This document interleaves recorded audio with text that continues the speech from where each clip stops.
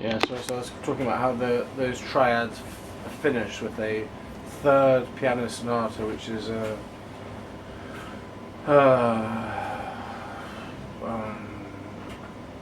which is soft and beautiful, and in a flat major key, flattened major, B flat major, and the other is in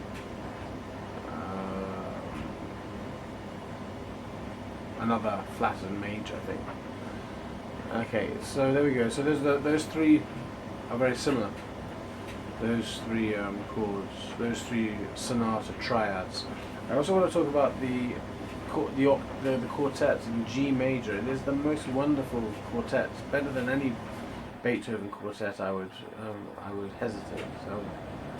hesitate to say. And it really is a wonderful quartet in every way. Every movement is sublime, and it's, I think, as good as any of Beethoven's. So it's obvious to me that Schubert was really trying to outdo Beethoven in his last works, starting from about 1824. This is the point that John M. Gingrich makes in his wonderful book called Schubert's Beethoven Project. Yeah, it's a very good book. So I'd recommend it a lot.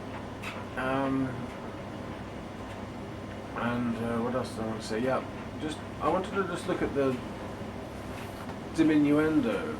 Let's have a look at whether Schubert makes a difference between decrescendo and diminuendo, because as I heard Peter Feuchtwanger say, the great piano teacher, I went on a tour in Germany with him, and I was not playing piano, but I was there. I heard him remark that that most people don't know the difference between diminuendo and decrescendo. So decrescendo is going to be getting soft. Is going to be getting softer. It's like the opposite of crescendo, but diminuendo is also getting softer in volume, but it's also getting slower. So I think what we'll find here is Schubert does a diminuendo in that second Klavierstück, and I tried to play that. Let's have a look. No, he's got a decrescendo. Okay, so it's just that I think that maybe see, it says it's crescendo going up and decrescendo coming down.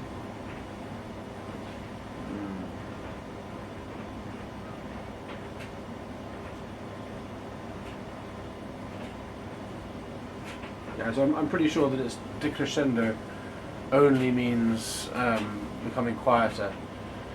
But maybe Peter Feuchtwanger said that that decrescendo means not only becoming quieter but slowing down. Maybe he said decrescendo means that. I can't remember. Or maybe I'm wrong about that.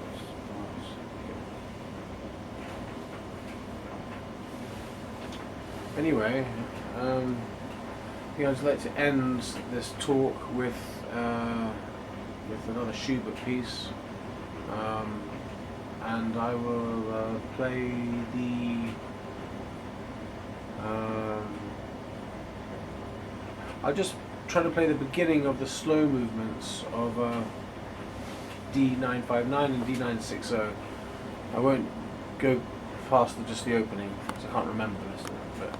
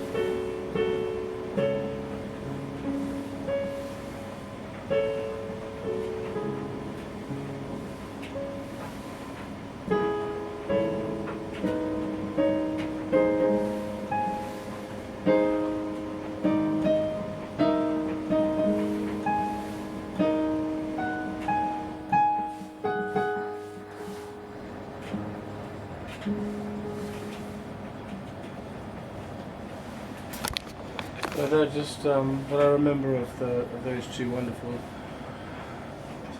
sonatas, the two final sonatas. But I must say that the way I've heard Tiffany Poon play the parts of this D959, D958, it's made me listen to it again in its entirety. So I listened to Richter's performance, but that's Richter, who does an excellent performance of it. And it really is a great sonata.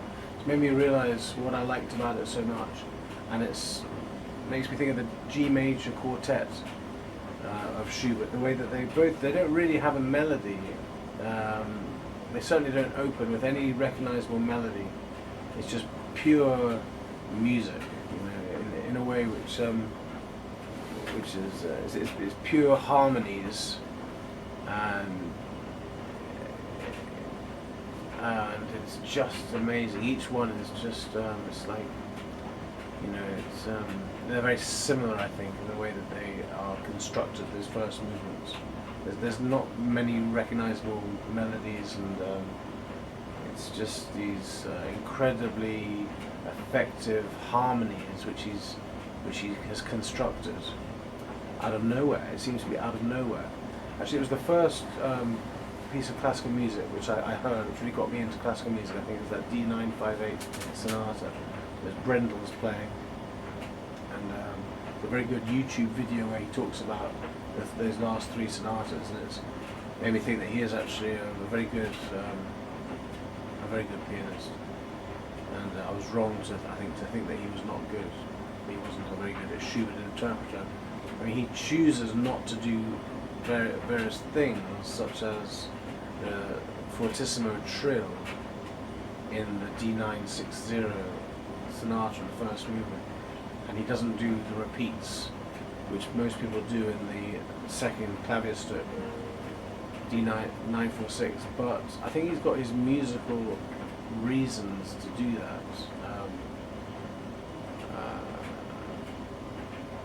I think that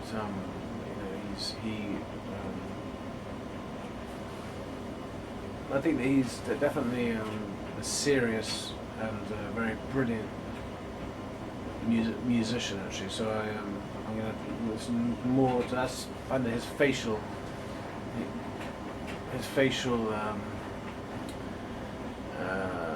movements are not to my liking, and that's something which I can get over just by closing my eyes.